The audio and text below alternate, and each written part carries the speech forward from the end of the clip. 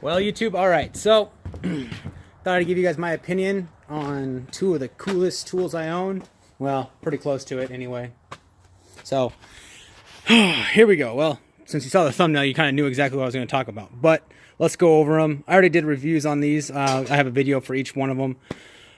So, you know, kind of the general specs and everything. But we're just going to talk about what I like about each one, why, you know, yeah, just comparing them, seeing, you know, what I like about each one and what I dislike about each one. So let's go over it real quick. I got them lined up pretty close for the fences on the front, so you can see on the back that the Dewalt actually has a wider table. So its footprint's going to be a little bigger. Other than that, I mean, you can see they're pretty much the same. I will say this little button right here for the Dewalt, you can see if you just drop it down and it's going to turn itself off, which I guess is, you know, a safety. I don't know. I think it's a engineering issue, but it might be a safety thing. But with Milwaukee, you just lift it up. And there you go. And I have a dado blade on here, 3/4 inch. So if you guys are wondering, I've been working on the trailer, all my storage stuff. So you can see this. I did 8 of these, 3/4 inch dado. And I went through about 1.5 batteries, and they're all 12 amps I use on this one. So that's kind of what you get, and a bunch of sawdust. So, and then I use this one obviously for a single blade for all my regular cuts. So trying to stay efficient, that way I don't have to keep changing out blades if I need to do something. But it's a luxury I have, and I mean, obviously I paid for it. So I will say the fences are pretty much exactly the same. I mean, you can see, you just flip it up, comes off. It's got a little hook.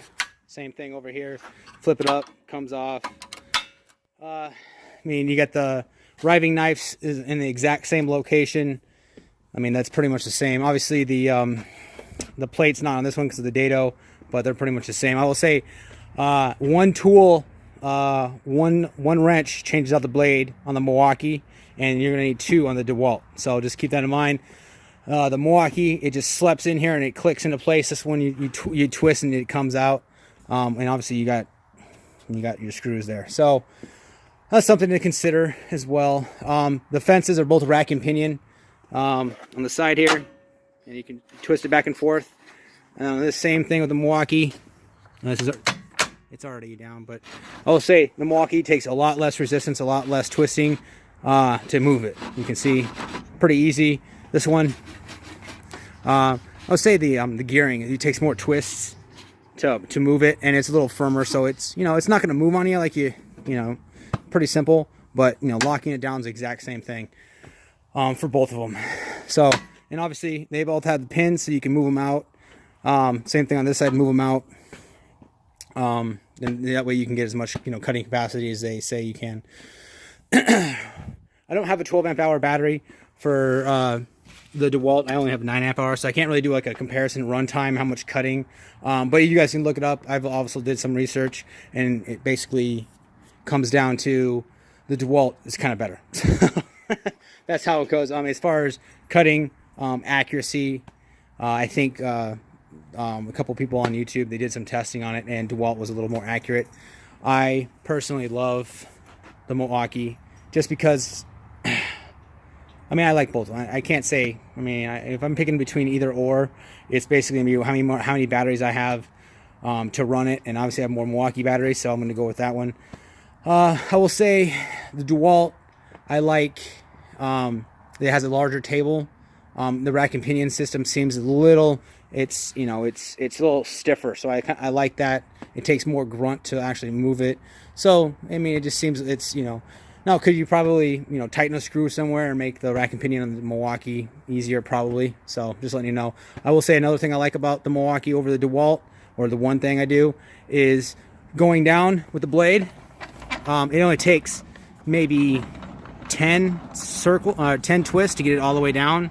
Now the Dewalt, it's going to take about 30. You can see, it's still going, still going, still going, still going, still going. So I guess you could fine tune it. I mean, that's if you really wanted to get into like the 16th of or even further, but it takes a lot longer to bring down the blade and raise it up on the Dewalt. Thing with the Dewalt, which I think the Milwaukee beats on the Dewalt, is the Milwaukee's an 18-volt battery system. The Dewalt 60-volt max, so your flex volt system. So if you don't have it, you're gonna have to buy into that battery system to get this saw. If you have any M18 battery line, it's gonna work. Granted, it's not gonna work for long on a 3 amp hour battery, but it's gonna work. So that's where Milwaukee shines. Dewalt, from what I've read, it's just more accurate. I guess it's more accurate out of the box as well than Milwaukee is. So that's about it, guys. That's my kind of comparison. I'll walk around it real quick so you guys can see the top of it right there. So back end's pretty much exactly the same. You can see the rack and pinion system right there. Same thing here. So yeah, guys, these are both great saws. I mean, you're not gonna go wrong with either one of them. Period. I'd say buy the one you have either the most batteries for, or the one that's on sale if you're buying them and buying in the battery system for the first time, because you're gonna love both of them. Period. I mean, you can see. I'm gonna say just by lifting them up, I